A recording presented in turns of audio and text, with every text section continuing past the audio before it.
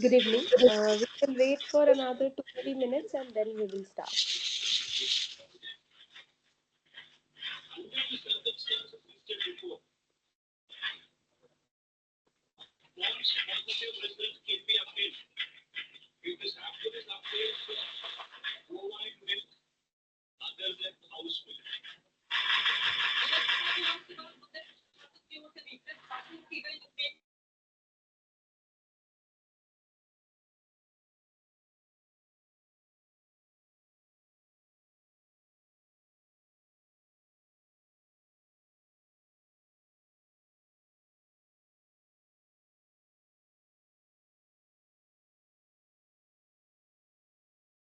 In the meantime, if you have any doubt, you can ask.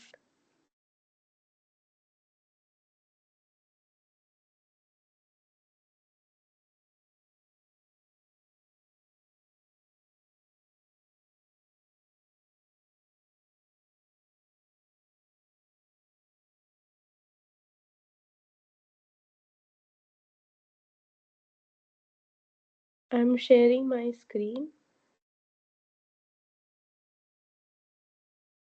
Is this slide visible to you, Manish? Yeah, I can see that slide. Okay. Am I audible now?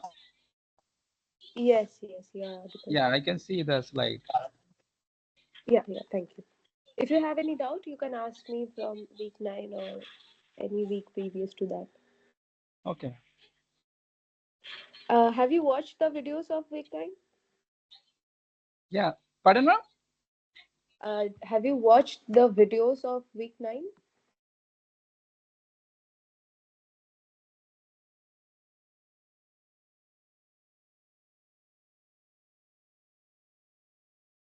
Hello? Hello. First one I have Yes. gone through. First video I have gone through. Okay, okay, okay. Yeah. Okay. So from first video, do you have any doubt?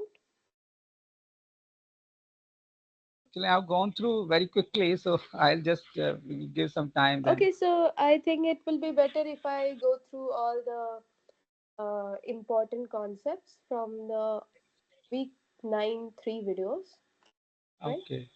Okay. Because in 2 hours I cannot cover each and every topic. So Okay. I'll cover quickly the important concepts out of it, and then I will discuss about the previous year week 9 questions, so that when you will be attempting this year quiz, you will have some reference. The questions are almost similar, and you'll have some idea about the questions, quiz questions. Yeah. Okay, so let's have a recap first about week 8. So in week 8, we have started watching the WAM process, which is wire arc additive manufacturing.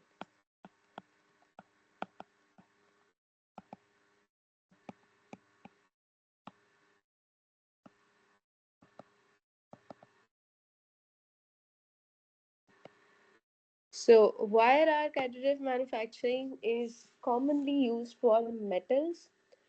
This wire arc additive manufacturing comes under the ASTM state of the art of directed energy deposition.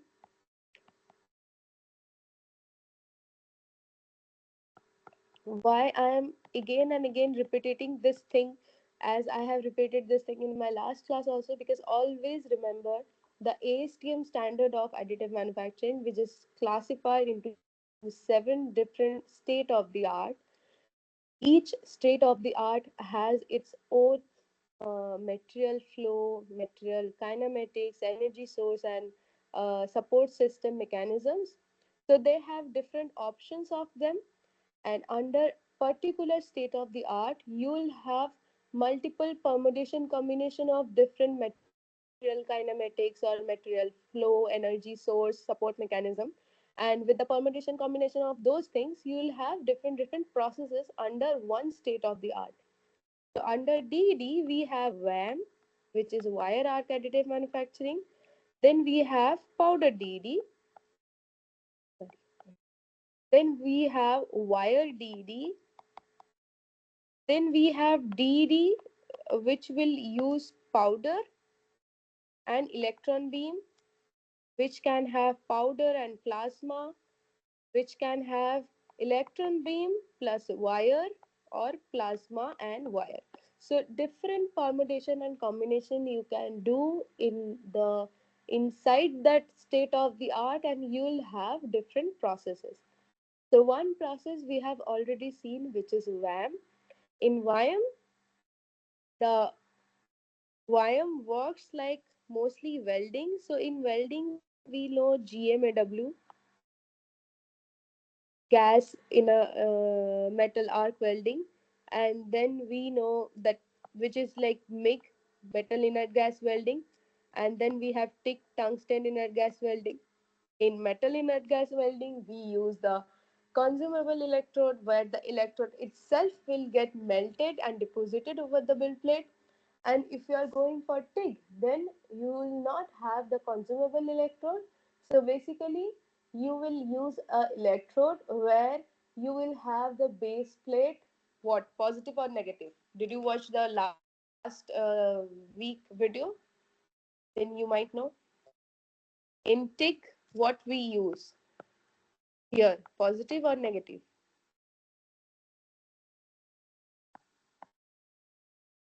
Can you remember or can you guess? Pardon, ma'am? I didn't So, just. okay.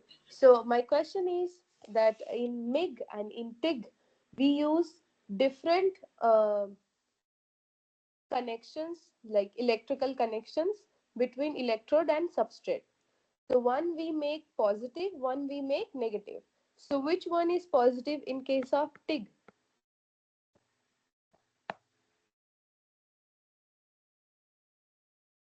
and why?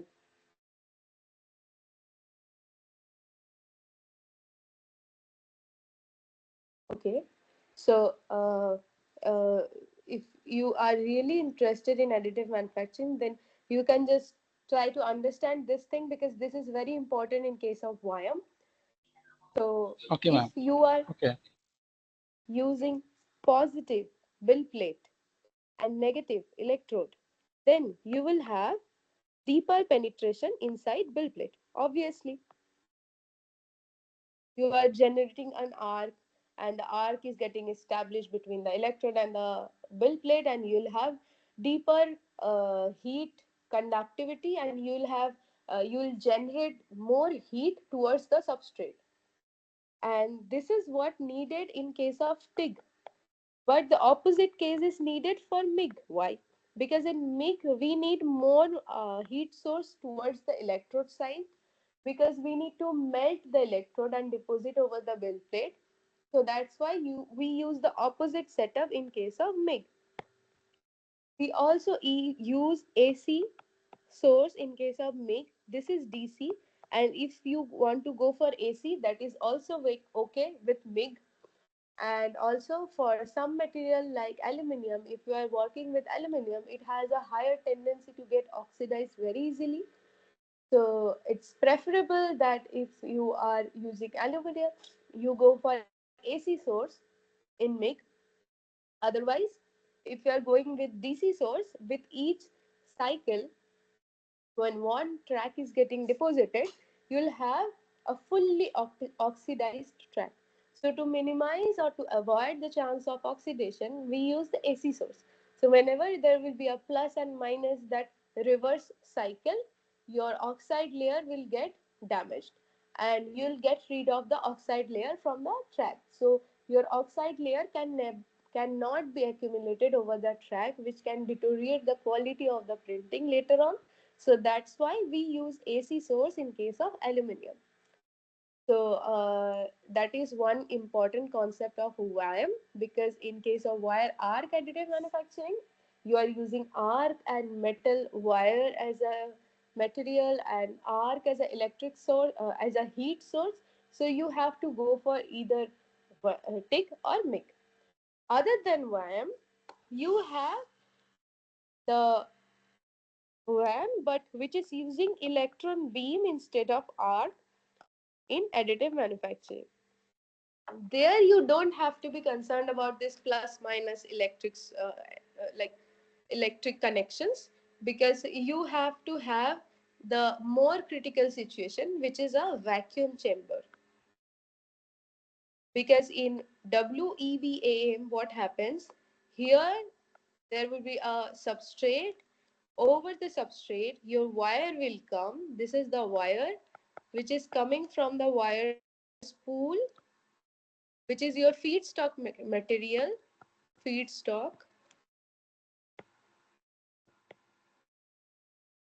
And this chamber, in which there will be a head which consists of a electron gun which is producing the electron beam, will need the vacuum chamber to operate with 100% efficiency. 100% is not achieved, but the maximum efficiency. So if this is your electron beam, this E minus is electron. I'll denote it like that. So if you are using electron beam, then always you have to have vacuum.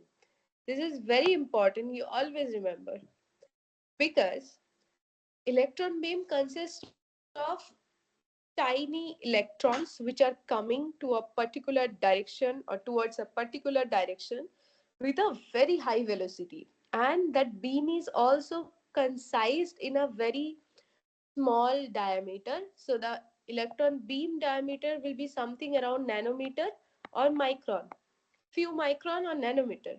So in that concised beam, you will have millions of electrons which are coming towards a particular direction and with a very high velocity. So if you are operating this electron beam additive manufacturing or electron beam cutting or electron beam anything, any mechanical manufacturing process, then the electron beams will interact with the air molecule and they will get deflected by the air molecule, because in air there is oxygen, nitrogen, carbon dioxide, carbon. And if you just, let's suppose there is oxygen. Oxygen is made up of a number of electrons and there is only one electron, single electrons which are coming. So if one electron is interacting with the oxygen molecule, obviously the electron will get deflected. So you will not get a very concise beam or focused beam in your working area that you need for additive manufacturing to melt the wire.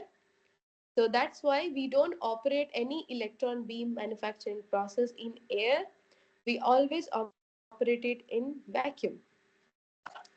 So that is the one point why vacuum is needed. This is a very common question you will be asked in multiple interviews or exams. You may be asked why vacuum is needed for electron beam A.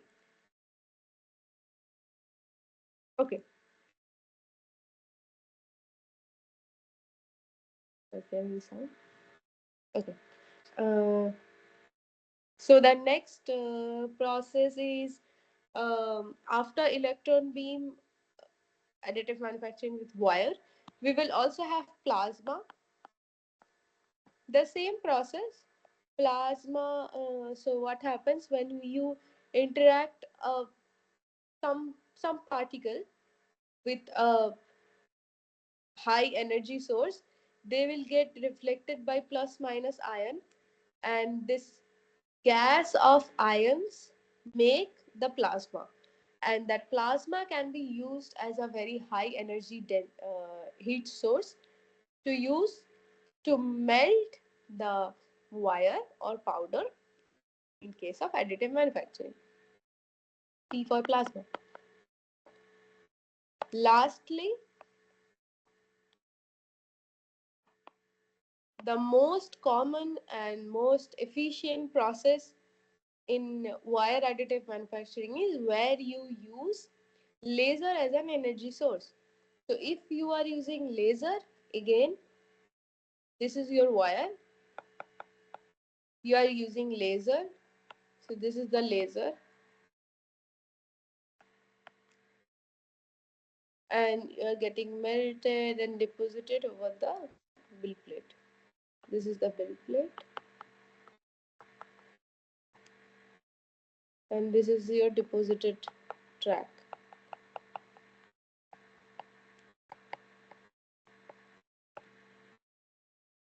So in case of laser, laser is again the monochromatic light source. Laser is a light source, not plasma, not iron gas, or not electrons.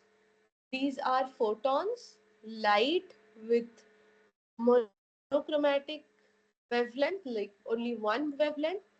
Each wavelength is having zero phase difference with each other. So that is what laser means. And using laser, you will have a very focused, very concise, directional, high energy, high intensity, less deflection uh, energy source that can be used to melt the wire or powder in case of metal additive manufacturing. So this is the overall gist. In case of powder, if you are using powder, then what happens?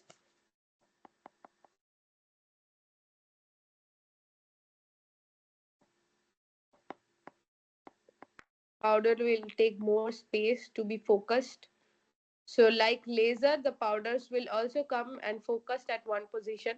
Wire, in case of wire, only one wire is coming. So there is no point of focus. Only you will have a laser focus, and at that focus, you will deposit, like the wire will get melted and you'll deposit the wire. But in case of powder, you have to have a focus of the powder also, because powders will come through the nozzle, and generally there can be multiple design of the nozzle, but you will find this design as well. So this is the cross section of the nozzle to be used for additive manufacturing. Through this nozzle, this is the laser beam. Okay, so the laser beam comes in the middle, and through these circumferential slots, these are the these are the pipes through which the powder goes inside, and the powder is coming meeting at this point over the substrate, and this is the focus of the laser and the powder as well, and they are depositing the bead like this.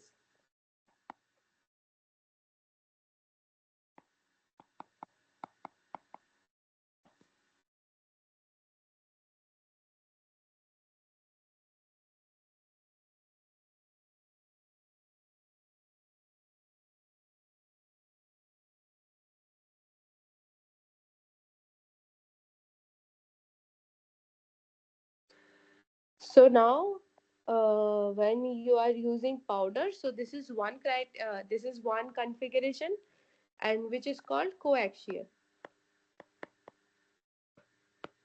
In coaxial way, you can feed the powder, and this is a powder laser additive manufacturing, which is called powder DD.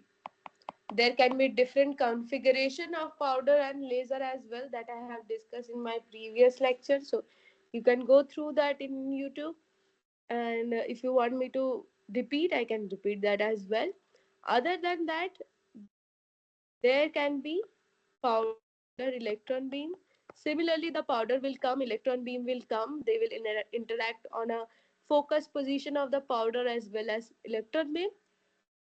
Then you will get the highest energy density and highest powder capture efficiency. Now, my next question is, what is capture or capturing efficiency?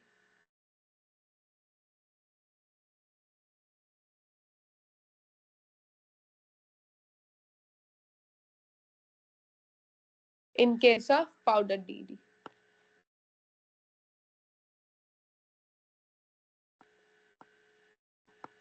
can you answer? Anyone? Which is capture efficiency?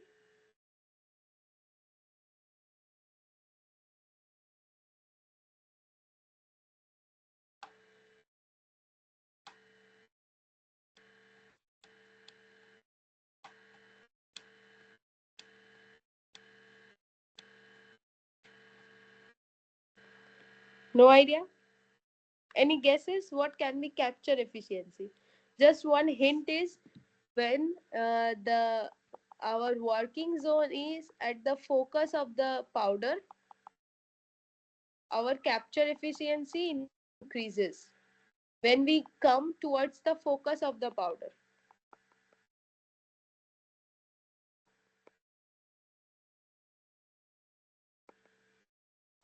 what can be capture efficiency then?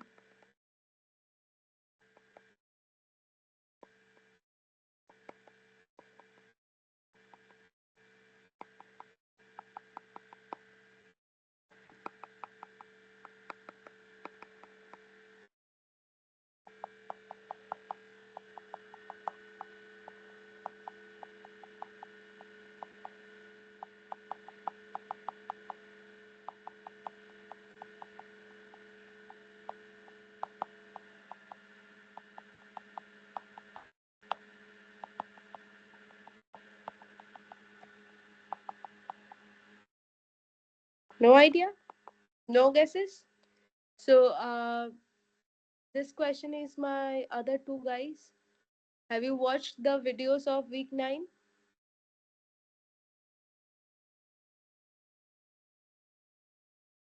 Kiran and Vinayak?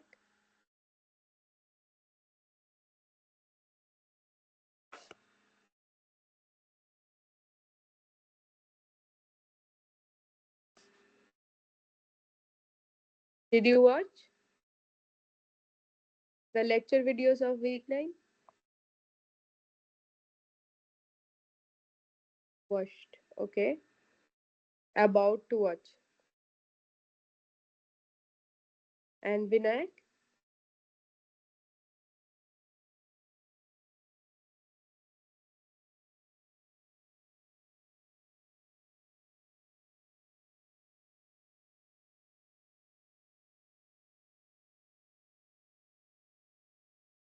No answer. Okay.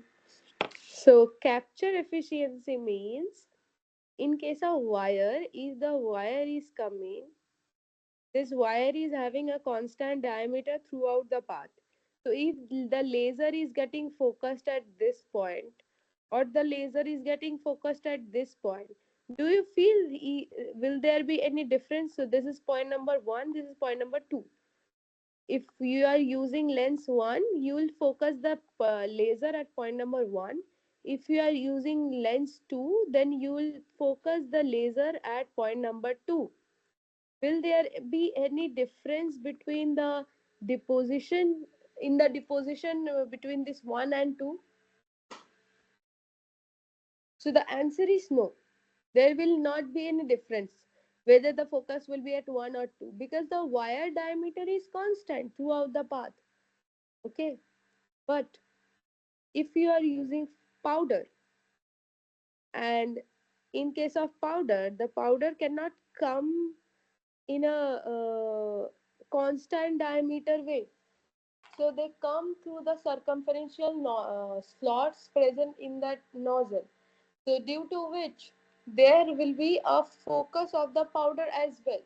So if you're using the laser beam at its focus position, and now if you are using laser also at its focus, so if the first condition is here is my focus here.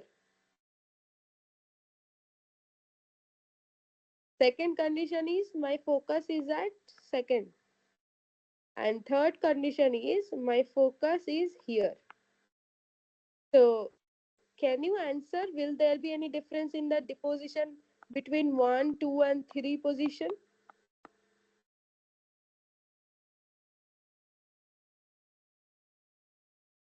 Any idea?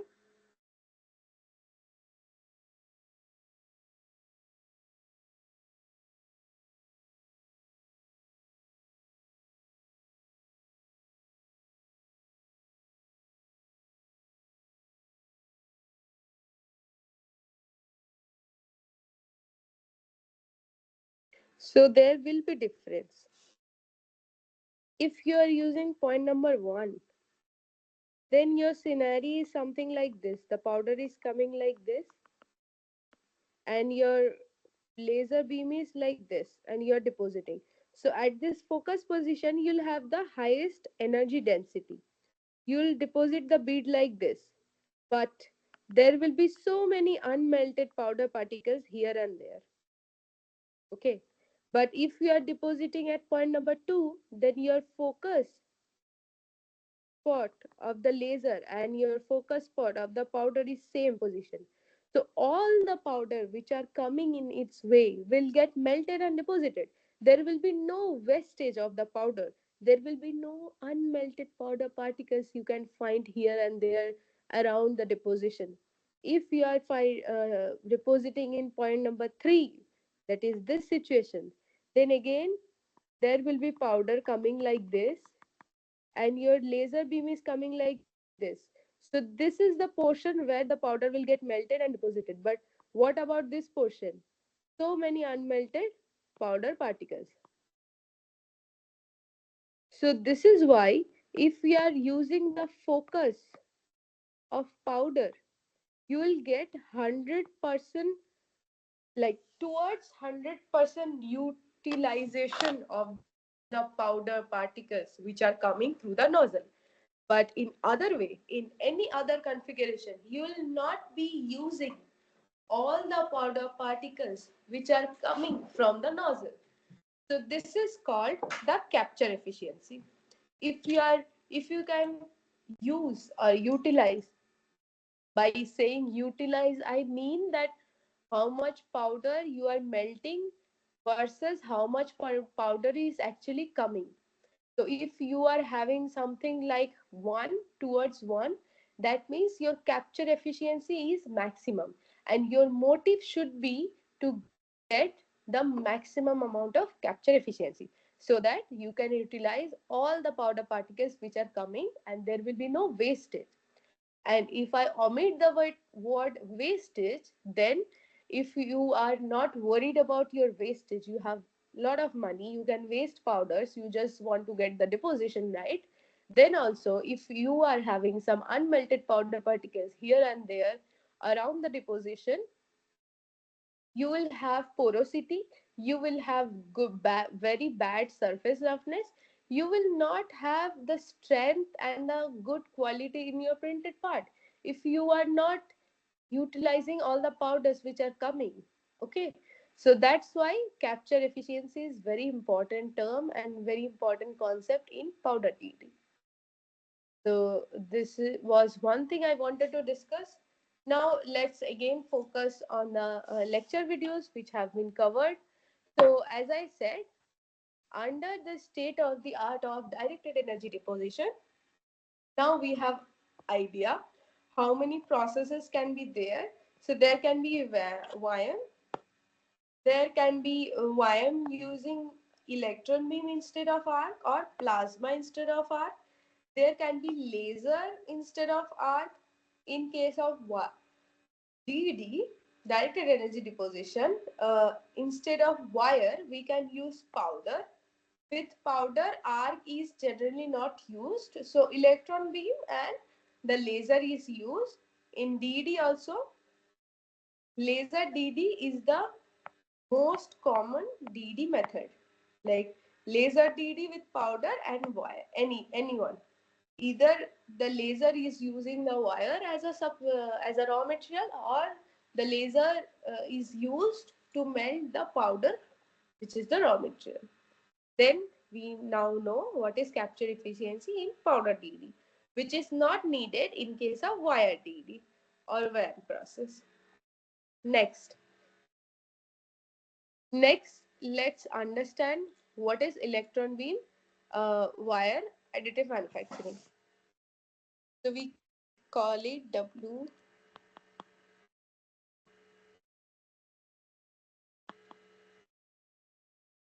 wire electron beam based additive manufacturing is called WBAM. So where you use electron beam as a heat source and wire as a raw material. So what is electron beam? As I said, electron beam is the flow of electrons which are concised in a small diameter which comes in between nanometer to few microns.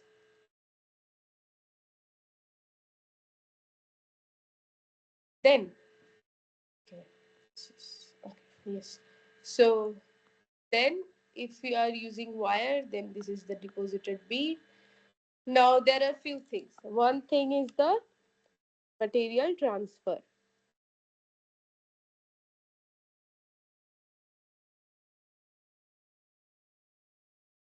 Second thing is the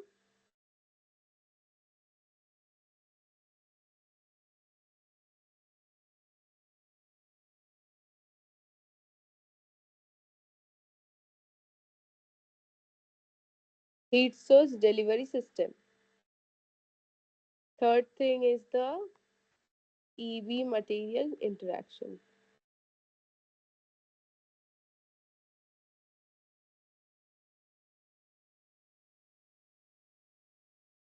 Okay.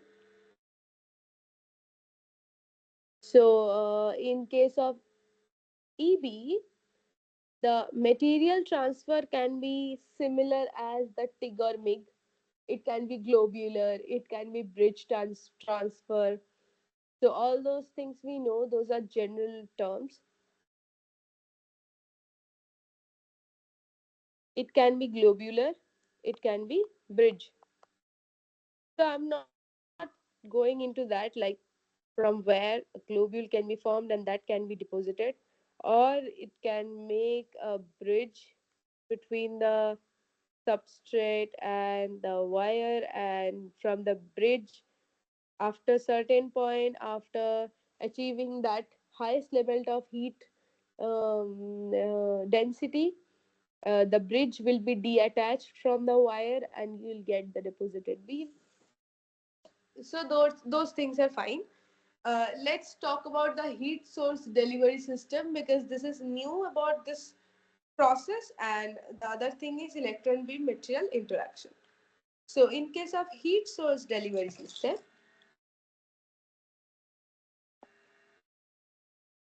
let's first understand that we know the heat source delivery system in case of laser. Am I right? Because in case of laser we have seen telecentric lens, f theta lens, linear like flat lens, we have seen galvo scanner, scanning lasers, like scanning beams, we can have scanning mirrors, we can have screens which can produce mass. So lot of optical arrangement we have already gone through which we can deliver the laser to the desired position over the build plate, and also to move the laser beam very rapidly over the build plate we used galvo scanner instead of CNC. What is the utility of galvo scanner, what is the advantage of galvo scanner over CNC? We have seen how galvo scanner works, how the XY mirror system works, like X mirror and Y mirror, how they rotate among their own axis and how they rotate in collaboration, so that we can have laser beam fall over the build plate very rapidly. We have seen telecentric lens to avoid the elliptical formation of the spot diameter. We have seen f theta lens, which is minimizing our computational time, as wherever you move the laser over the substrate, you'll get the focus of the laser beam.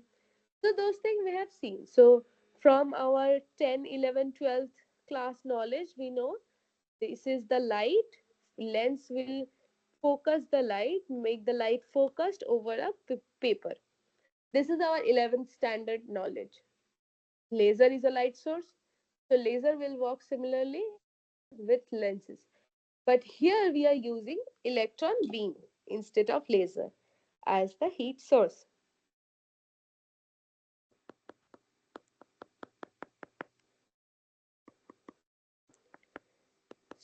So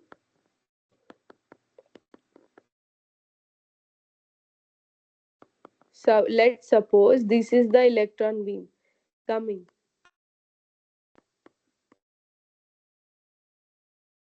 These are the electron beam. if they are coming and you are putting a lens, you will not get a focus beam. So electron beams are moving. So electron beams are charged particles, so they are moving like they will have their own magnetic field. So you use electromagnetic lens to make the electron beam focused over the bill plate.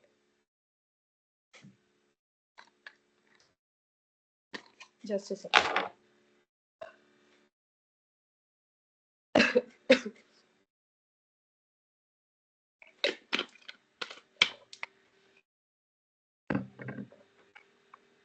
So you will use electromagnetic lens which will deflect the electrons which are coming. So if this is our electromagnetic lens, they will produce the electromagnetic field like this, as electrons are carrying the negative charges only.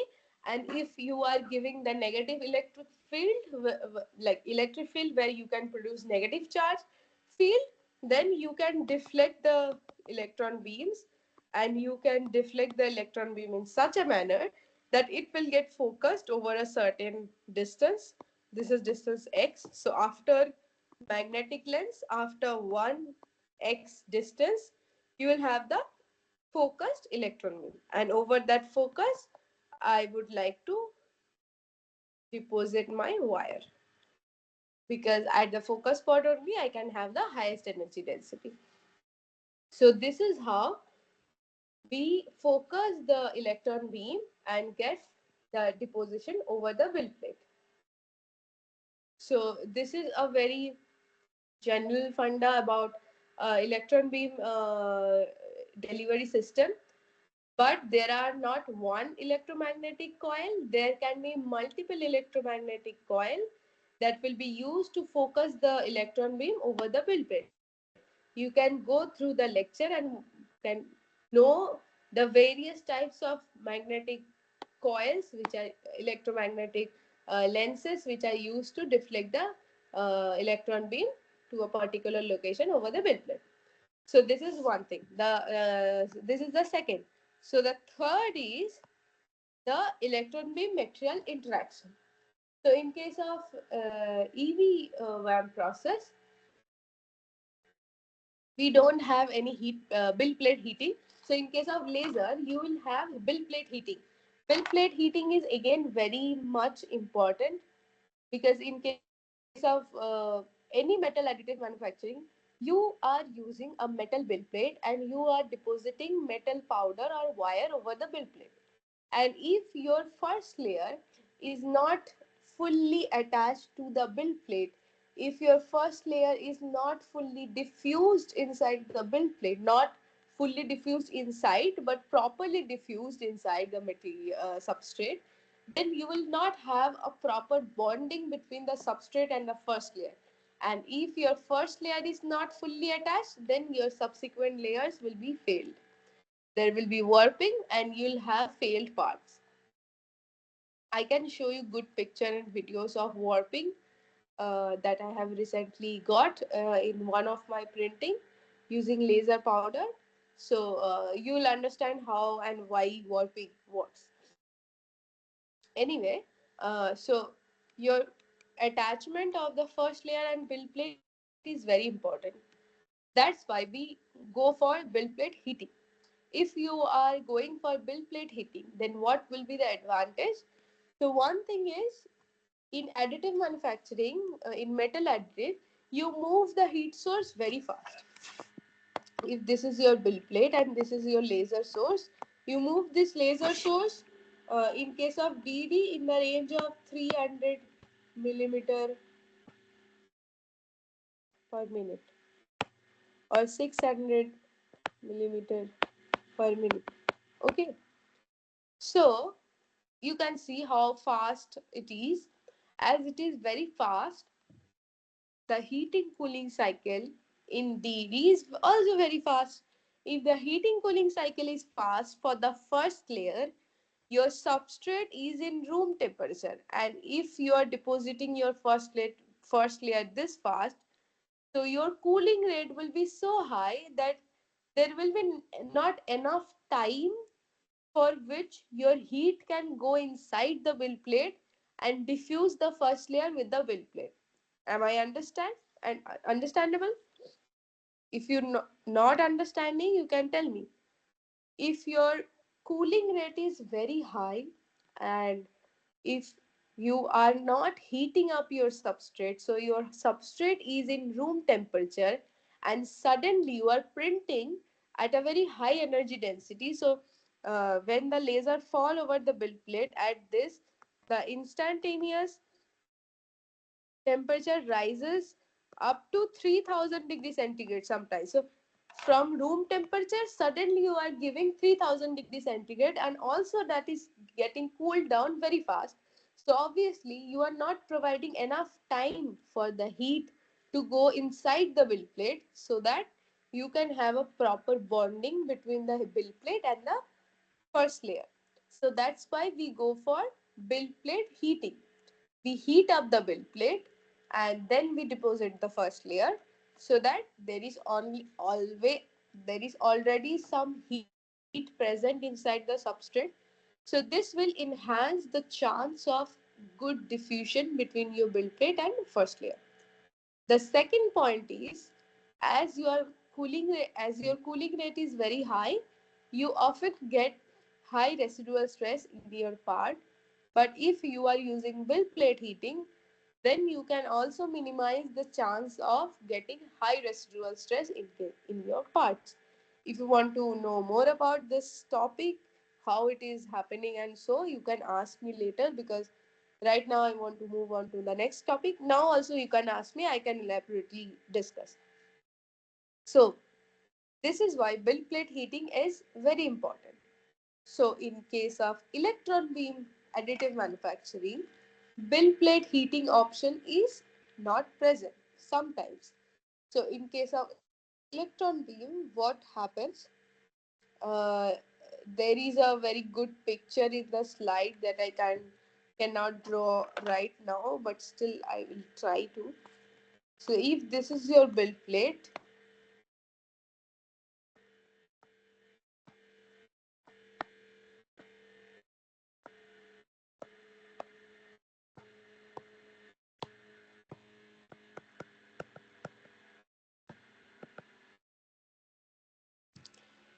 first we scan the build plate with very fine laser electron beams.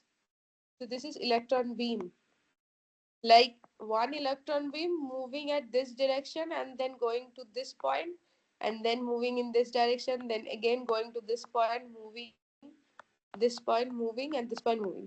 Very rapidly the electron beam scans the whole powder layer, the whole build plate, so that we can have the effect of build plate heating. So this is one very important point inside this electron beam material interaction subcategory, which is not present in case of laser material interaction. And also, another very important point that was not mentioned in the video, because the videos are mostly related to the fundamentals of additive manufacturing, not the material aspect. But still, I would like to add this little more knowledge to your uh, notes. So, one thing is, as you are using electron beam, the can you tell me what is the wavelength of electron? Do you know? We know electron has a particle nature, but electron has a wave nature as well. So, do you know what is the wavelength of electron? Hint is, it is very small. It is in nanometer. It's not in nanometer. It's in picometer, PM. So, one hint is the wavelength of laser is 1064 nanometer. For IR is 532 nanometer for green, and then 445 for blue laser. The wavelength of electron beam is 3.88 picometer. So the wavelength of electron beam is very small. So we know E equal to hc by lambda. If your wavelength is small, means your energy is more. So if you are using 100 nanometer focus spot diameter of a laser, and if you are using a 100 nanometer focus spot diameter of a electron beam,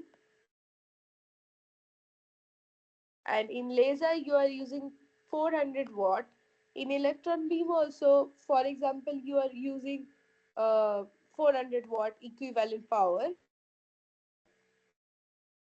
you can achieve very high energy out of a small focus spot. Okay, this 400 watt, for a 400 watt you have to go for very low power electron beam source. Like, what I'm trying to say is, making a 400 watt laser is way too difficult than making a 400 watt equivalent electron beam, because from one electron you can get a very high energy, but in case of laser you will not get that high energy like electrons.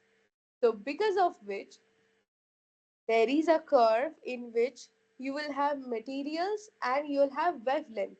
So the material have their absorptivity.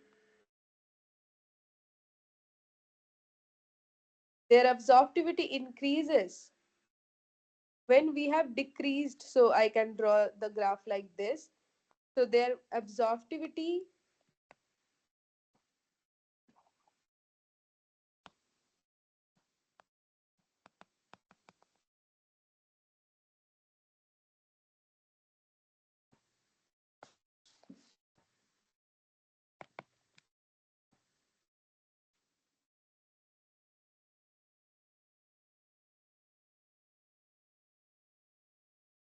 so their absorptivity increases when their wavelength decreases. Okay, this is increasing, this is decreasing, whatever it is. We have the wavelength proportional to absorptivity, or you can write it in opposite way. Absorptivity is inversely proportional to the wavelength. So when you increase the wavelength, your absorptivity drops. Okay, and this is the correct graph. So if you decrease the wavelength, your absorptivity increases. So if the electron beam wavelength is very low, then the absorptivity of electron beam in case of any metal is very very high. Why I am talking about this topic?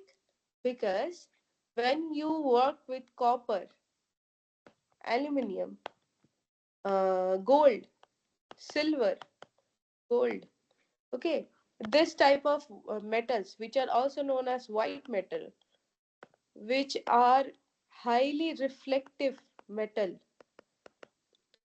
it reflective metal, working with these metals with laser is very difficult. You have to go for green laser, blue laser to work with these metals, which is coming new in the market.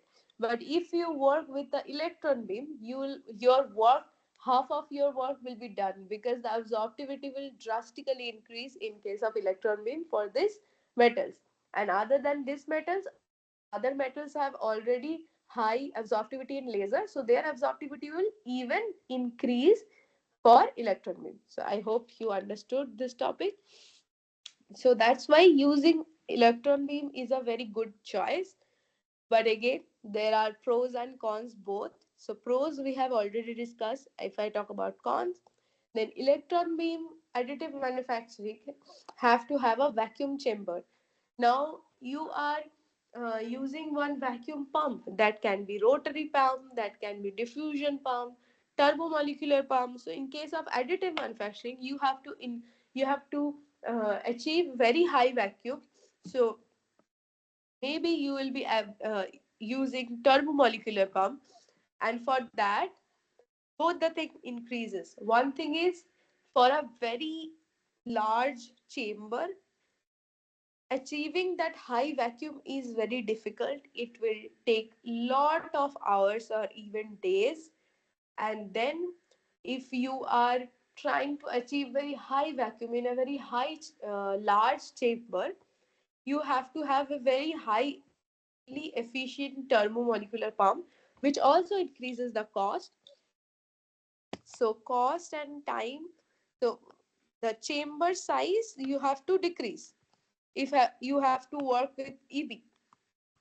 If chamber size is decreasing, that means your build volume is less in case of EBA. This is one point. Another point is, already build volume is less. Over that, you are using thermomolecular pump to increase the vacuum, to achieve the vacuum. So obviously your cost increases. You have to wait for some time before the deposition to get the vacuum established. For that, your time also increases, which actually increase the cost of the printing. So your cost, time, and build volume are the major cons in case of electron beam additive manufacturing. So I think that much is sufficient about electron beam additive manufacturing. Now you can go through the lecture and the topics discussed in the lecture 1 of week 9. You will get much more idea about electron beam. In the meantime, I would like to ask if you have any question about whatever I have discussed till now. Please ask.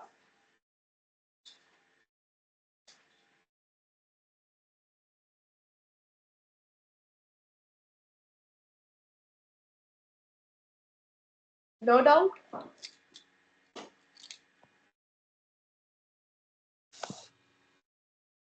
You have understood everything?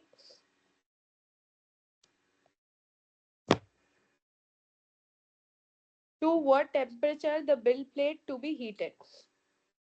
So in case of build plate heating, in LPBA, sometimes we have a machine boundary condition. So in some machine, you cannot go beyond 80-degree, which is very less. But sometimes you need till 200 or 400 degree centigrade as a build plate heating before the deposition start. So once you start the deposition, the build plate will automatically get heat up after few layers. Okay, so after two exposure, your build plate will be very much heated up. The build plate heating is needed only for the first layer, so that we sometimes take as 100 degrees centigrade or 200 degree, or sometimes it also depends on the material that is being processed. So for titanium you need more build plate heating, but for steel you can go for very less build plate heating, because it also depends upon the material temperature, material melting temperature, the heat conductivity of the material. Because when you'll be working with copper, copper has a very high heat conductivity. So even if you are printing first layer, copper will diffuse or conduct the heat inside the substrate very quickly. Okay, so your build plate heating will be done to some extent. But if you are working with aluminum or stainless steel, their heat conductivity is not that much. So for that you need some build plate heating. So it depends on the material, its conductivity, its heat diffusivity, its heat diffusion length, its melting temperature.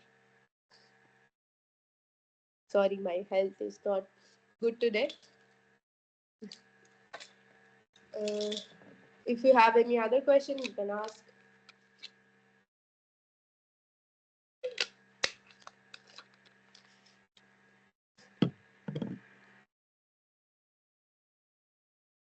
If you do not have any question, then should I ask any question?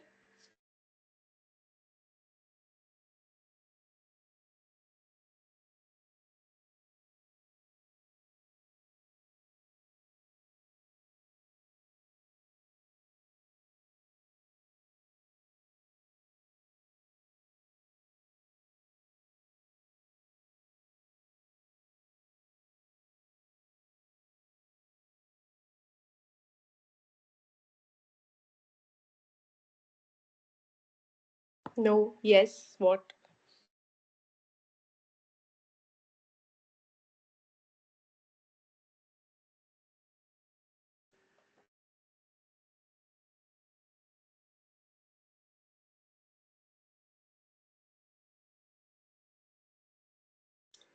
Okay. Let's move on to the next topic, which is uh, laser based wire. My screen is still in presentation mode, right? I hope.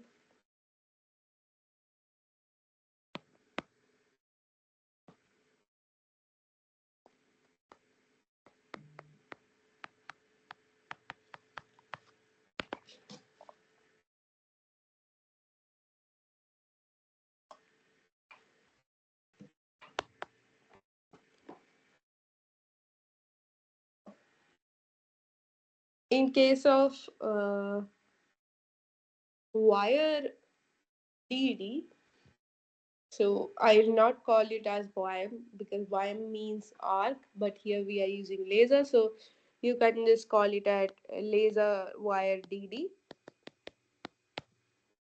In case of laser wire DD, you can have two configurations. So one is like from the nozzle, the laser will come, and from the side feeding, you will be using the feeding configuration where the wire is coming from the side nozzle. They both are interacting over the build plate and depositing the bead. So I want to ask one question. What is the problem in side feeding? What we have already seen in the last lecture video, in the last doubt clearing session. Can you tell me how electron wavelength affect? Okay, uh, so firstly I'll discuss that. So when the energy source comes, now, if it is laser, then the photons are coming. If it is electron beam already, so the electrons are coming. So when they are coming and interacting with the material present over the build plate, basically their material has their electrons. Like this is aluminum, okay? Aluminum has its electron in its shell. So when laser is coming, it is heating its own electrons, and then the electrons inside aluminum start vibrating, and they transfer the heat to each other. They vibrate, they go to the upper energy level, they come back to the lower energy level, and when they come back they release some heat. Then that heat affect the other electrons present over there. So by that they transfer the heat inside, and they get highly energetic, and by which they get melted. That is the procedure of heat material interaction. So now you understand that the electron or the photon which is coming from outside, that has the energy which is vibrating the aluminum atom or aluminum electron. So if your external electron or external photon is not having that energy which can energize the aluminum atom, then our aluminum will not get melted. One thing. So every metal has their own property by which they have their own absorptivity for different energy level. And in energy, we mean E equal to hc by lambda.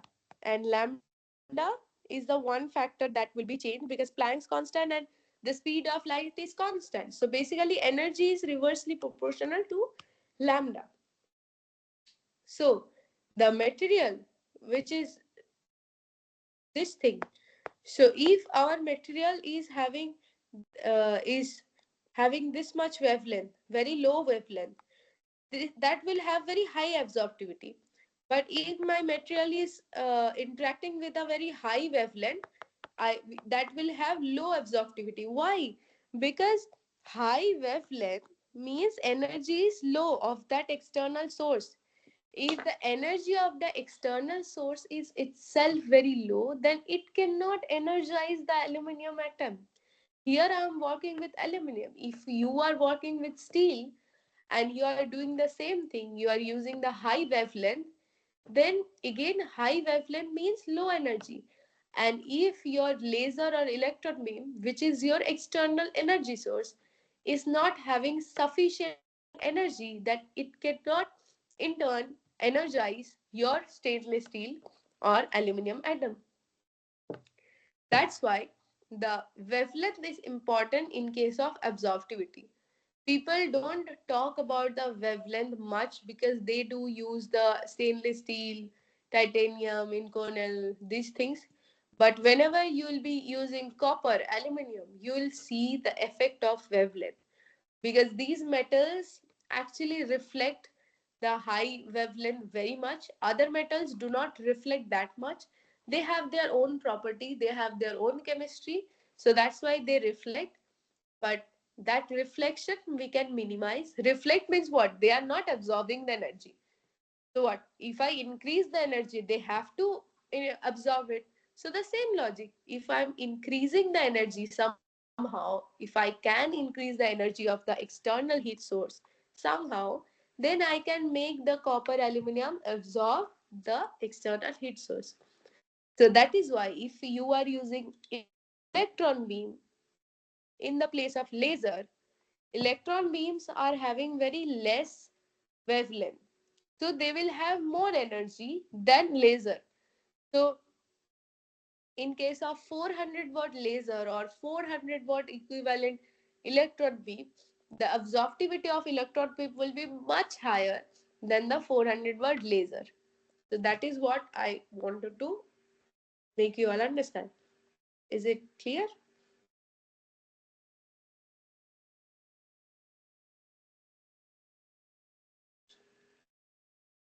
Okay. Is it Y or yes?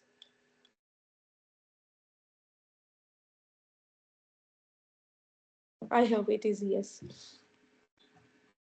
Okay. So this is your answer. So now try to answer my question. Is what is the problem when we use side feeding nozzle in case of wire laser DD or WAM in TIG WAM? What is the problem of using side feeding wire?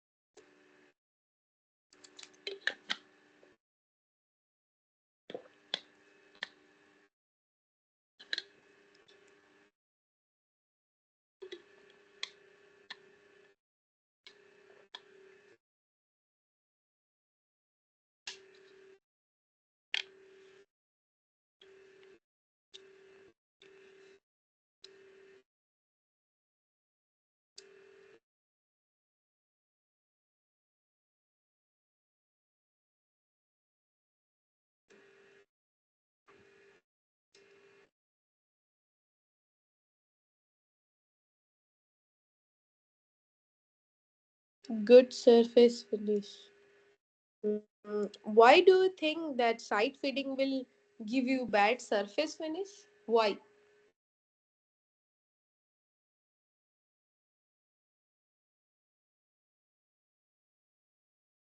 Low build rate. Again, why? What is the reason of saying low build rate, low surface rough finish?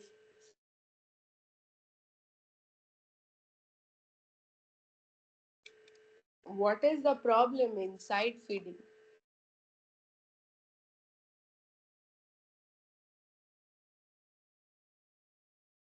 It is not low build rate.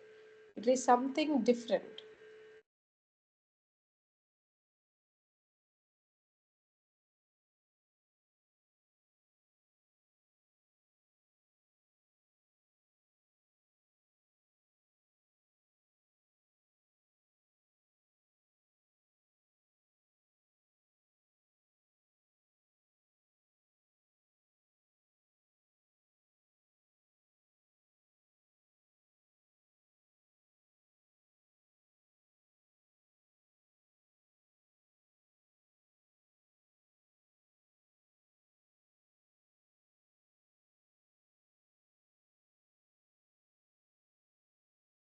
Any other guesses?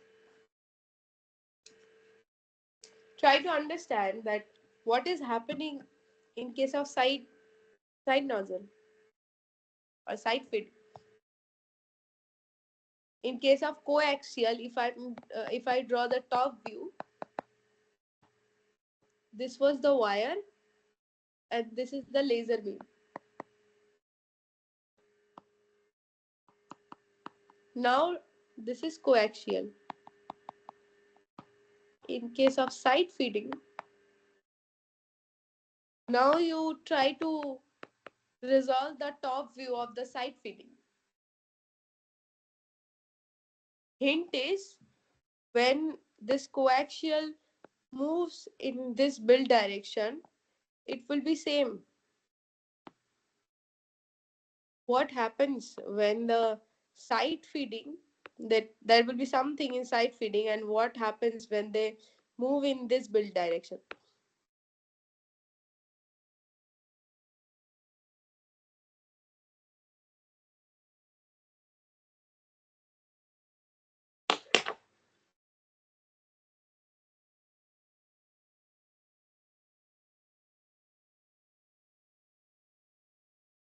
No,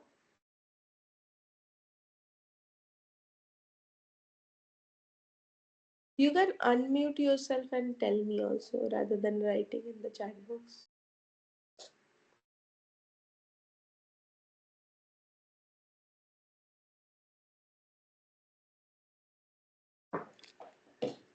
No, did you understand my hint?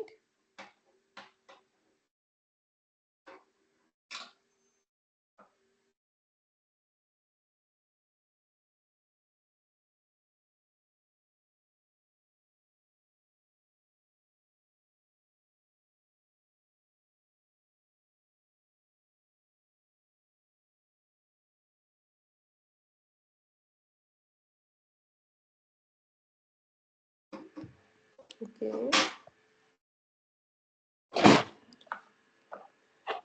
So, in case of side feeding, if you can try to visualize, this will be a laser beam,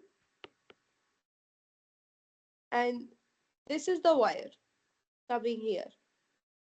Now, when it moves to till here, it will be something like this. From here, the wire is coming.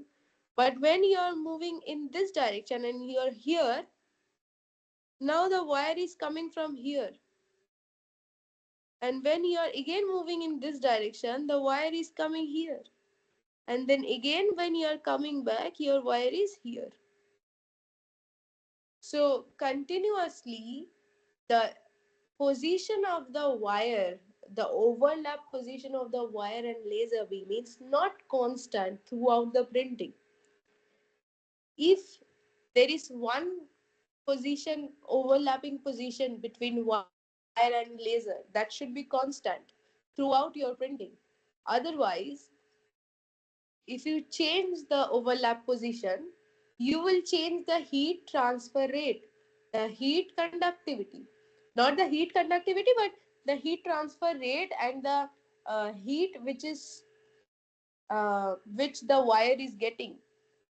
So if we are changing the heat and the heat density,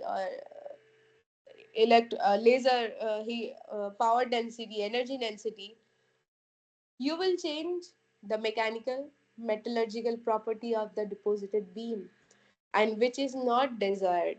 So that is why side feeding nozzle is very difficult to use. You have to use a rotating side feeding nozzle. So when the laser is here, the wire is coming from this direction. Okay, the wire will come at the center position only. Why I'm drawing like it is coming in this position, so that you can understand from which side the wire is coming. Okay, then when here, the wire will move itself and again it will come in this direction. When here, when here, again instead of going here, it will rotate itself and come from this direction. Again, when it is here, it will move itself and come to this position. So that in every location, in every turn, in every configuration, the wire and laser overlapping position will be constant to get a constant bead geometry and mechanical and metallurgical property. This is one configuration. Second configuration, one is the coaxial, second is the side fitting.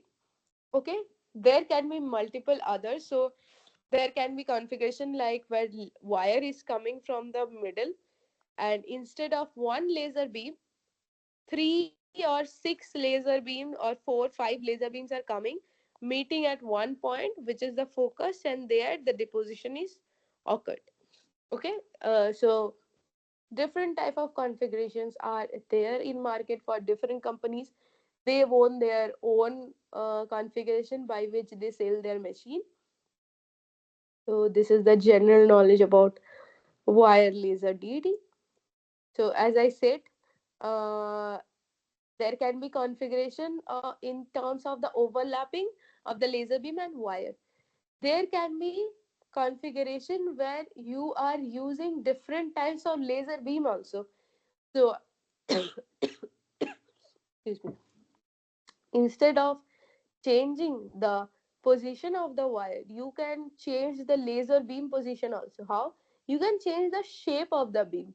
So beam is circular with a Gaussian profile. So this is my laser beam with a Gaussian profile. Instead of Gaussian, you can shape the beam, which is called beam shaping. Another very interesting concept where you can get annular beam where the red portion is having the energy density, the middle portion is not having any energy or power. You can have square, you can have line, you can have donut like beam, you can have various beams like this also. Anything like elliptical shape, there you will have this here the maximum energy density, and here the energy density is getting lower. I cannot make something like gradient here. I'm trying to make something. Okay, so these are different types of elliptical, these are different types of beam shaping that you can do and achieve your own efficient deposition process in case of wire or laser.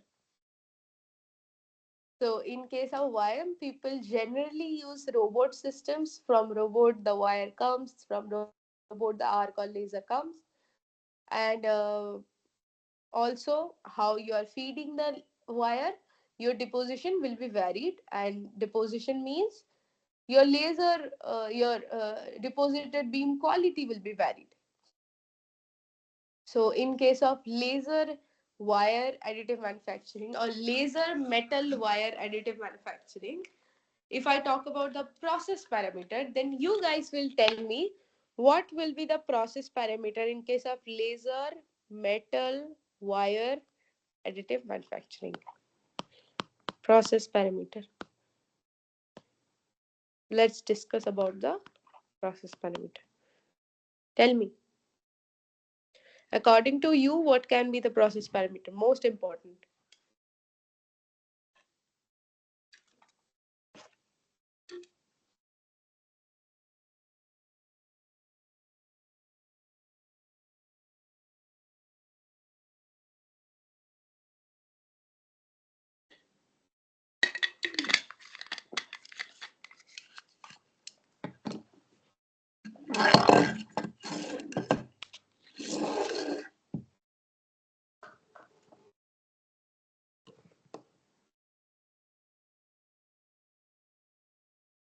Try to guess. Last session you were telling me the process parameters. Those were right. So you can tell me more.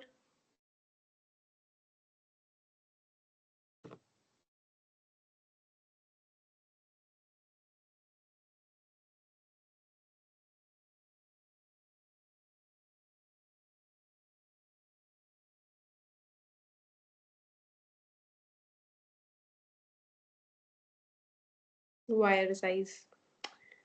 Okay. Anything else? You tell me first, whatever you feel, what could be the process parameters. Then I'll tell you which are the most important ones.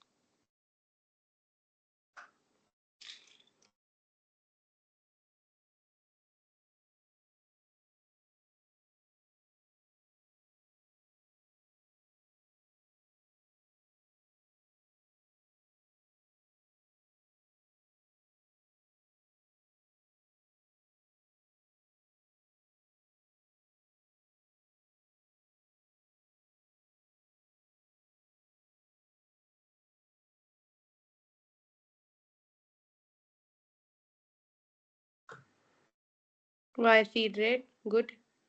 Something else? Anything else?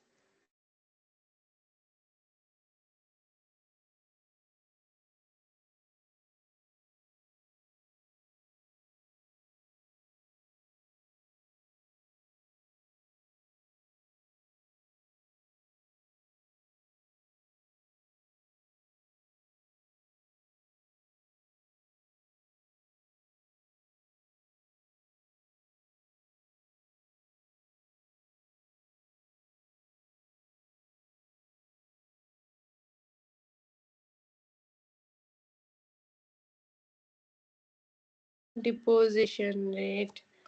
From last class, if you see, yes. So, wire size. Whatever you tell me, I'll write, then I'll discuss. So, quickly, tell me.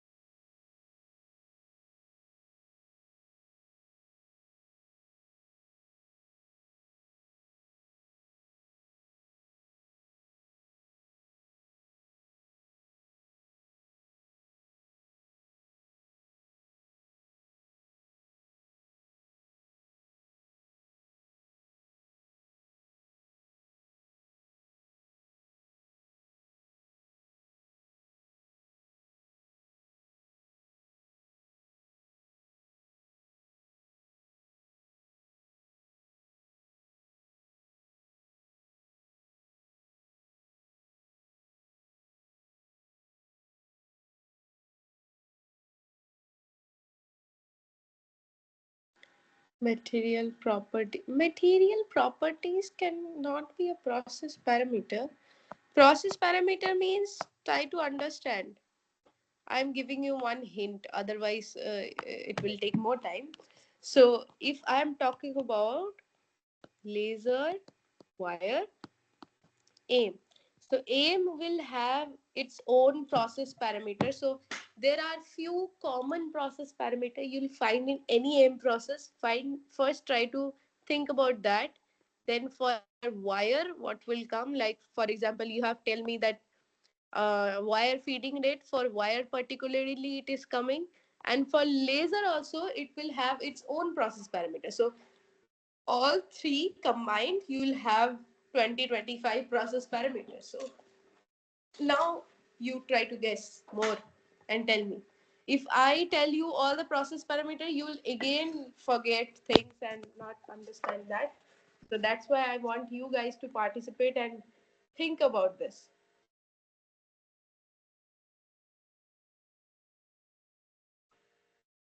Yes, laser intensity, good. Else,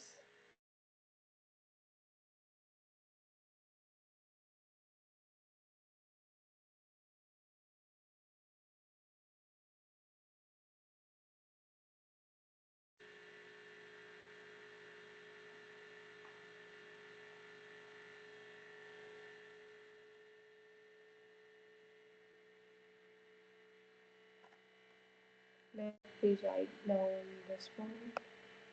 Anything else? Lot of process parameters are still remaining.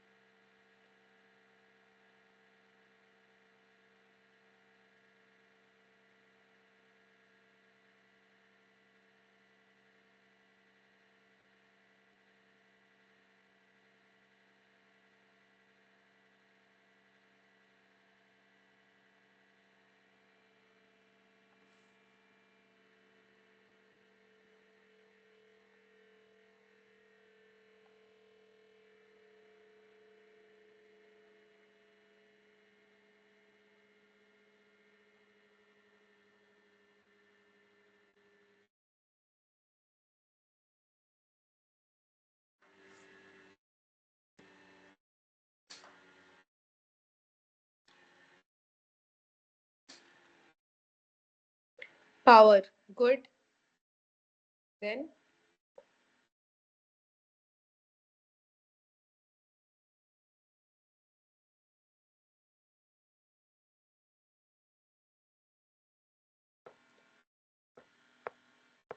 I will add one from my side. Okay. So laser focus spot diameter.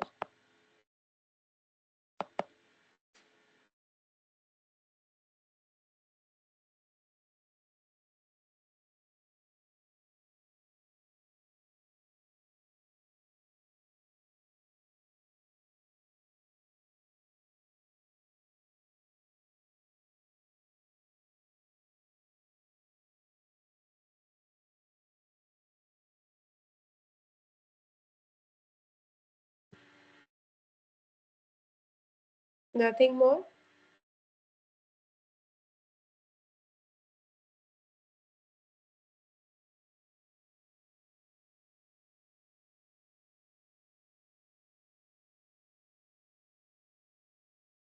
No. Okay. So let's discuss this process parameters first, which have been mentioned. So first is the wire size. It's good that you have thought in that direction, that if you are changing the wire size, obviously your deposition bead height width will be changed, and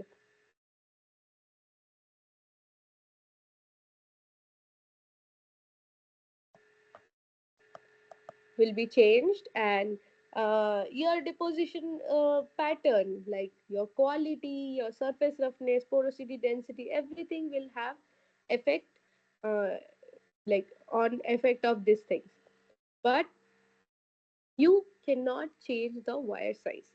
To be practical, you have to purchase the wire from the commercially available companies, and you'll only have one wire diameter. Okay, which is something around 1.2, I don't remember, but you cannot find multiple diameter meter of wires. Okay, so that's why you really, in fact, practical, you cannot change the wire diameter. So one thing is gone. Second thing is the wire feeding rate. Good that you have thought about it. In the last class also we have discussed about wire feeding rate and deposition rate. Deposition rate is how much fast the head is moving. From the head the laser and wire is coming. Wire rate means how fast the wire is coming. So in case of a arc, the wire is coming in a rate and that has an effect. But in case of laser, the wire is different from the heat source. So wire feeding rate is an dependent parameter over the deposition rate. Okay, so they cannot be controlled separately, but they will be interrelated. Okay, but these two are good. Now next is the, what did I write? Next thing was material properties.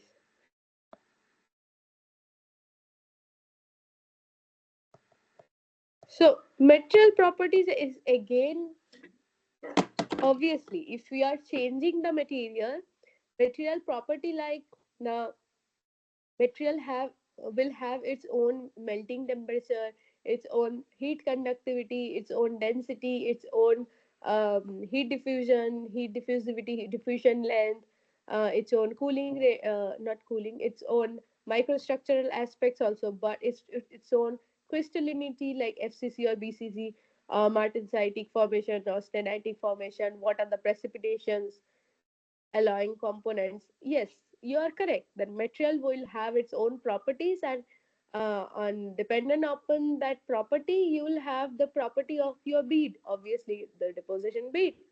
Like for example, in case of aluminium, if you are having magnesium and silicon, then you'll have, there is a tendency to get the precipitation of Mg2Si in the deposited bead.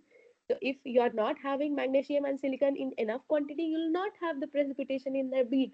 So that is the material alloy composition, which is actually affecting the bead quality and the bead material property. But again, you cannot change the material property for a particular printing. You have to be constant with the material. If you are using copper, pure copper, you have to print pure copper only throughout the whole part. So there you cannot change the material property in between. Process parameter is one thing which you can change in between the process to get the highest density product, to get the highest surface roughness of the printed product, to get the highest strength or hardness. And in between the process, you cannot change the material property. So that's why we will not consider material property as a process parameter. Next, laser intensity, power. Obviously, laser power, if you are increasing the laser power, you will provide more heat to the zone. And if you are increasing the intensity, again, you are providing more heat to the deposition. So obviously, they are having the highest kind of effect on the process. Seventh, what I have added is lasers for focus spot diameter. So one can say that focus spot diameter is constant. If we are using this lens,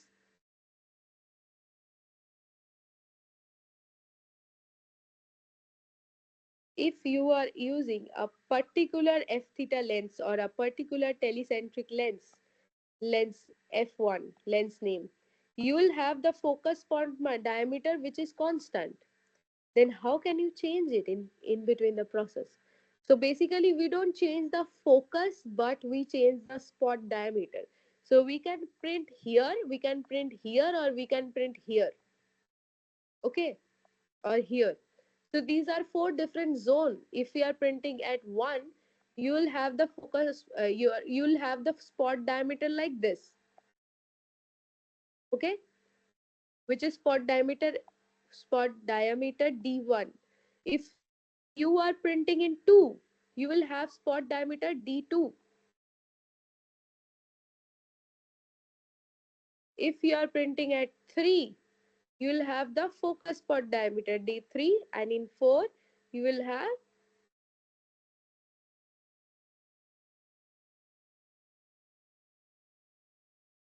d4. So where d1 is greater than d2, which is greater than d3, and again d4 is the highest diameter. So if you are decreasing the diameter, you will decrease the area of the spot, and thus power density is the power by pi r square, pi r square of the spot. So you will decrease the power density. If you are decreasing the power density, means the heat supplied to the deposition is decreased. So obviously you will have a definite effect on the deposition process by changing the laser process parameter. The most influential process parameter in case of any laser based aim process is the scan speed, which here I think you have denoted as the deposition rate, means how fast the laser scan head is moving, which you have said the deposition rate. So we call it scan speed. This is the most influential parameter in laser based MAM process, metal additive manufacturing process. Other than that, if you consider the other process parameter, eighth will be overlapped ratio. Like you are printing one bead. This is your one bead. The another bead will be this. The another bead will be this. This is the overlap ratio, which is also important. If you print like this is the gap, you will have porosity because of the unmelted powder particles or unmelted wire inside the tracks. And if you increase the overlap, right, more than 50%, then you will have much more heat density which is coming repeatedly on one track, and because of which there will be instability in the melt pool. Again, you will have porosity. So that's why optimization of the interpass layer or interpass travel length or overlap ratio is also one important parameter. Then ninth, on ninth you will have the gas flow rate. For every material, gas flow rate is not that important. Gas flow rate is important to maintain the contamination free environment during the deposition, to avoid any unwanted particle to be entrapped inside the melt pool, or gas bubbles to be entrapped in melt pool. To avoid that, we use the gas flow rate. Optimized gas flow rate is needed, but it is not important process parameter for every deposition. But materials like aluminium, which have a very high tendency to get oxidized, this gas flow rate is really, really important. Okay. Then if you are using side feeding nozzle, like this is the laser and this is the wire, then the angle between these, which is also called as feeding angle, it is also one important process parameter. Like this is the laser and it is, you are providing the wire like this, or you are providing the wire like this, or you are providing the wire like this. One, two, three. Obviously, here lesser length of the wire is coming in contact with the laser part deposition track. Very high wire length, moderate wire length. So this angle alpha is also important process parameter. Other than that, like the working distance, SOD, stand up distance. Now stand up distance is also again modified as the spot diameter one, because where you are taking the spot, that is affecting the SOD, stand up distance or walking distance. So that's why I'm not discussing it separately. And also laser beam profile. If you are using Gaussian beam, you'll have different deposition property. And if you are using top hat, if you are using donut shape or annular shape, you'll have different properties in the deposited bead. So these are some overall parameter process parameters that you need to be concerned about. Other than that, there are other process parameters. So if I can remember correctly, there are 29 process parameters which you can vary during a DED process. So you don't have to vary all 29 parameters at the same time. You will have optimized parameter from literature. So you have to just vary 3 to 4 parameters per deposition. Okay, so this is about the second topic, which is the laser metal wire additive manufacturing process. Then, if I go to the third topic, that is the powder feeding process, powder feeding laser MAM process. Then I have already discussed about the process parameters. So powder feeding can be in both way. If I am talking about DD, then I'll not go to the laser powder bed fusion right now. I am only talking about DD. So here the powder particles come through the nozzle, okay? And from the central, the laser will come. From the center slot, the laser will come. From the circumferential slot, the powders will come. This is the head. This is powder.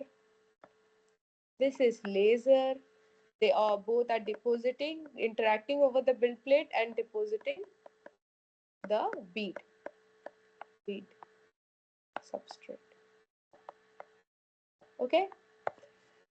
So in case of powder DD, I don't want to discuss much because I have already discussed about the process parameter and side feeding nozzle. The same goes for powder as well. In case of powder also, this is coaxial configuration. You can have side feeding configuration as well. That is more tricky than wire side feeding configuration. Otherwise, everything is same. The one most important case in case of powder is the capture efficiency that I have already discussed. So I think I can stop my discussion session here and move on to the question answering session. So if you have any doubt, please ask me right now or drop it in the comment section. Otherwise, I'll go to the previous year question and discuss those. And also in the last class, uh, we have we had some doubts. So for some doubts, like one doubt was during the about the 3D system SLA, but that I think we have already solved in our last class. So if the pre-built, he has some network issues to join the lecture. So, in case of 3D system SLA, the Dr. Blade, the gap between Dr. Blade and substrate should be twice the layer thickness. So, whatever the answer you can get now, the Dr. Blade and substrate height, the height between Dr. Blade and substrate should be twice the layer thickness. And the second problem from week 8, I think that is week 7, that is also solved about the area minimum that can be possible to get, which in which our answer is coming as pi, but the answer given in your assignment is wrong, which is 2 pi or something else, I don't know. So if you still have some doubt, you can ask directly in the discussion session. If they feel that yes, your answer is correct and their provided answer is wrong, they will correct it and get back to you. The second or third question, I don't remember which one is it, there was another question raised in the last class. So I can solve the doubt if that person is present in the meeting who asked me the doubt. You can see, otherwise he can see in the uploaded YouTube video. So let me find out the question first.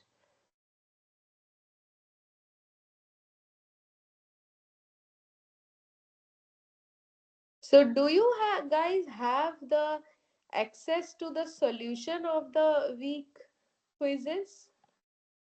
Anyone? Can you tell me? Do you have the access to the solutions of the quizzes after the quiz? Obviously.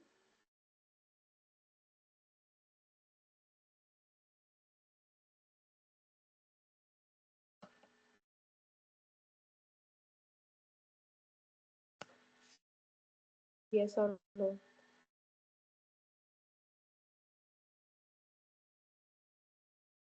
Yes. So, yeah, the solution was given in the um, quiz itself. So, again, still I can just perform. So, the question was week 2, fifth question. In AM process, the triangles of STL with facet normal, if the angle is more than 120 degree, then we need a support structure. Now we have given a triangle and its coordinate, and we have to find out whether we need the support or not. The deposition direction is plus z. So if the deposition direction is plus z, and if I, because this is also a vector, so if I denote it as m and I want to write down the deposition vector, then it will be k, only z. Now I have the coordinate as 110, 140, 444. So A, B, C. So my AB vector will be I plus J. My AC vector will be I plus 4J. Now my, sorry, I am writing this ABC, C. And my AB vector will be 0 plus 3J plus 0. My AC vector will be 3I plus 3J plus 4K. Now, if I do the cross product of AB and AC, I'll get the normal vector.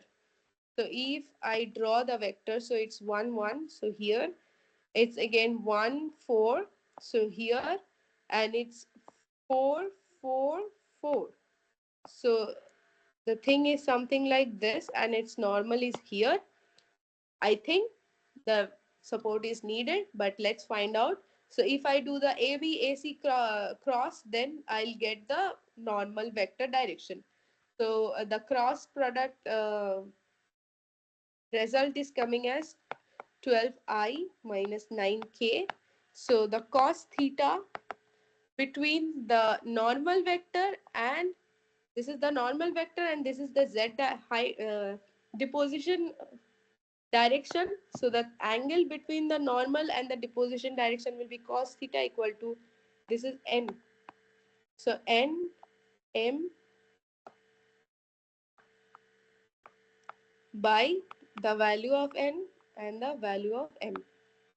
So the answer is coming like cos inverse minus 9 by 15, which is coming as 126.87, which is more than 120 degrees. So obviously, yes, the support is needed. I think whoever has the doubt, it is cleared now. And other doubts we have already cleared in the last class. So let's now discuss about the previous year questions quickly.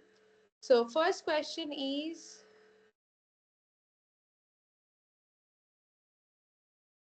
in which type of electron emission heat energy is provided to emit the electrons? It is not running. Okay, my answer is the thermoionic emission. In that only the electrons will be produced. Okay. Next, velocity of the electron is increased by acceleration voltage, obviously, because electron beams you produce by the electrical connection of volt by applying the voltage. If you increase the voltage, you will increase the electron velocity. Next, electron beam is focused by electromagnetic coils, which is also known as electromagnetic lens. Then, which type of vacuum pump is used for low vacuum? It's root pump or rotary pump. Then we have what is the condition for metal transfer in wire base electron beam AM? So this is a formula that has been discussed in the class. You can see, then you'll understand why this answer is like this. To correct the shape of the electron beam, which type of coil is used? Thick metal. As I already discussed, electromagnetic coil are to focus the electron beam, but to make the electron beam fall over the bill plate with a proper shape, with a focus spot, with a concise manner, multiple electromagnetic cells, coils or lenses are used. One is stigmator to avoid the stigmation error. Next, to melt, okay, what will be the surface tension force of stainless steel wire of 2 millimeters? Again, it is purely a sum.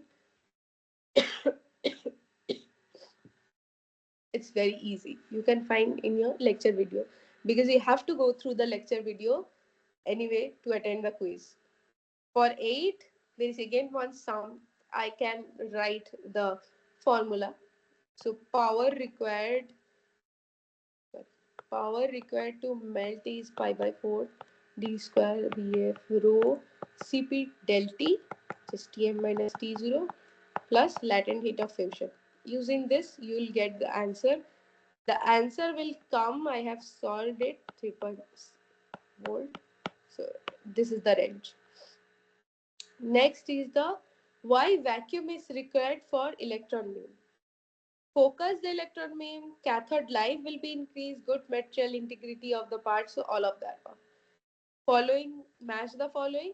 Electron beam will use the electromagnetic coil. Laser beam, obviously, it will use the galvo scanner or galvometer, and plasma beam shielding gas is needed to make it, to provide it a proper shape. Then again, that is a sum. So I can write down the formula. You may solve the problem. As I'm quickly discussing the problem because I'm running out of time, this lecture discussion videos are uploaded in YouTube, so you can slowly see the problems and solve by yourself, because there is no point for me to solve right now because you have not watched the video, so you don't have any idea about the equations that has been solved. I have only discussed the concepts in this 2 hours of discussion. I cannot draw every formula and write it down or make you all understand. So that's why I'm just writing down the formula so that you can solve the problem afterward.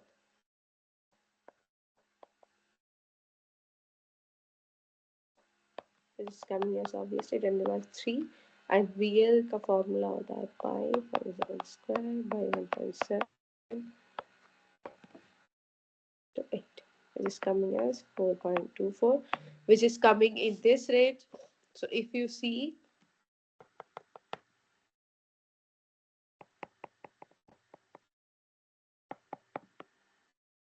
it's the smooth transfer. Sorry, not this one. This one, smooth transfer. Next question is, for very high feed rate of wire in laser metal A, which type of wire deposition? So it's wire stubbing. In the above question, okay, this is another formula. I'll write down the equation.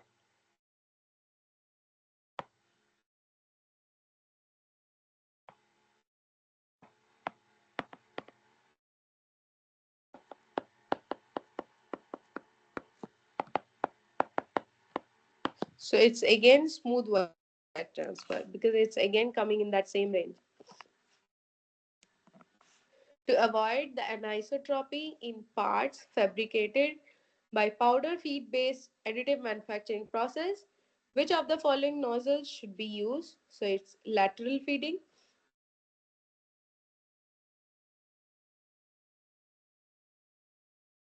to melt the metering unit in powder feed based additive manufacturing primarily okay, I have not discussed the powder feeding mechanisms, so that I have missed.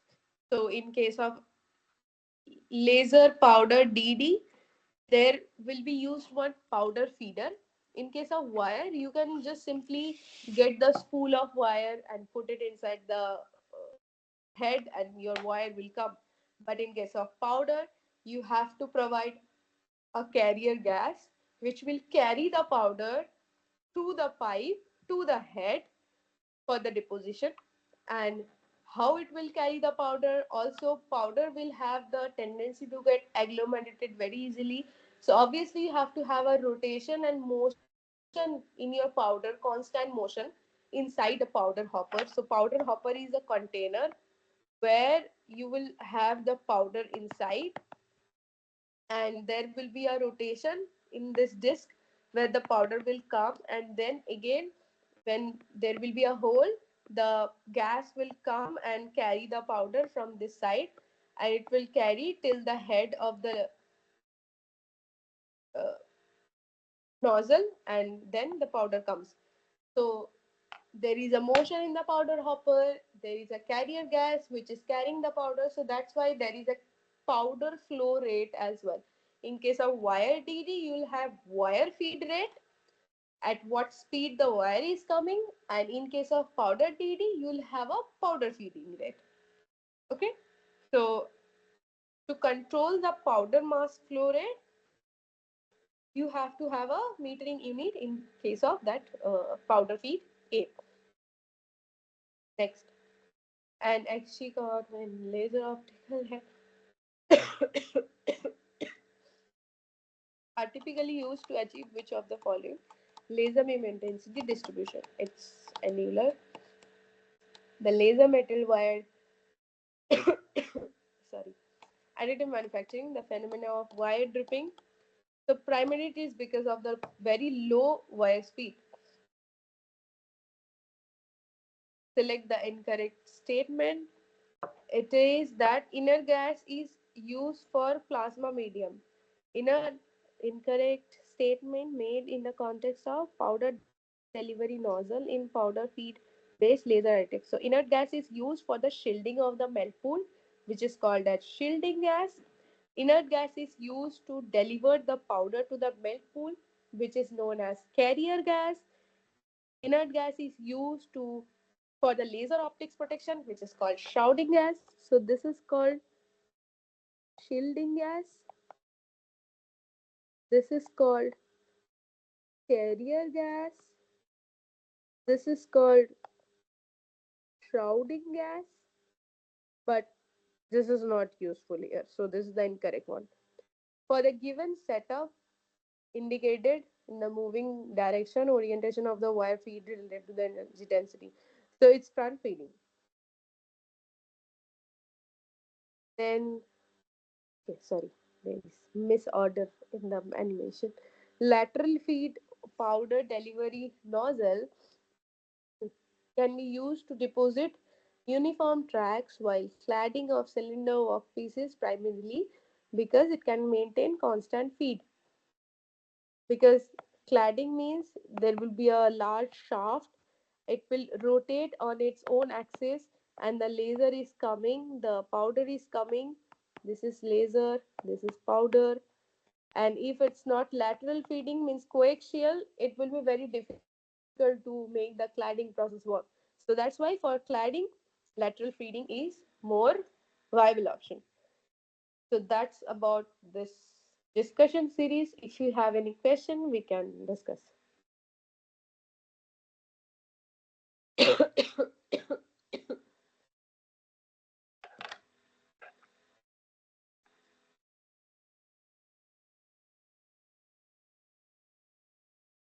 Any question? No question. If you don't have any question, then that also you can write that you don't have any question.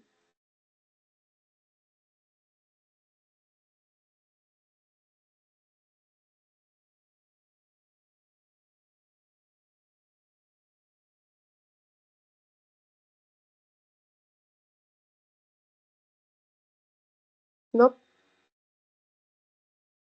We have ended early today. So maybe my health is not okay today, so I can uh, wind it up early today. So if you don't have any question, then try to have some question from next class onwards. Then it will be easy for me to make you all understand the topic.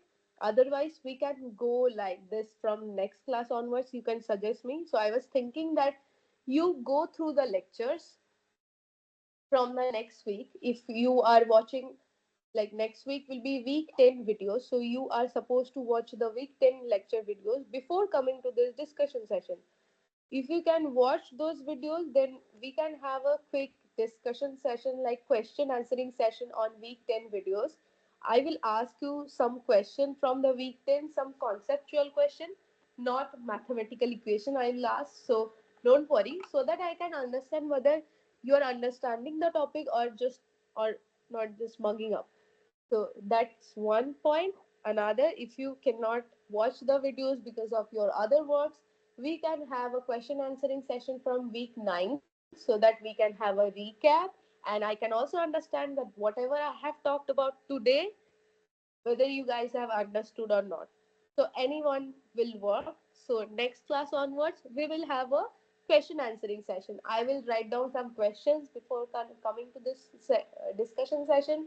You prepare yourself with the lecture notes, with the concepts, with the knowledge. Don't worry about the mathematical equation. So thus we can have in-depth knowledge in this subject. Okay. And if you are given any feedback form, you can also submit it by typing my name, that Ananya, and how you have felt about the class and what are the suggestion you want to add, or you can directly mail me also. That will help me in my this TA shift under PMRF. Okay. So this is my email ID. You already know. You already have my Google site. You already have my YouTube. Anywhere you can just comment or mail. If you don't have any doubt, no suggestions, then we can stop the class here. Okay. Thank you for attending. Have a good night. Bye.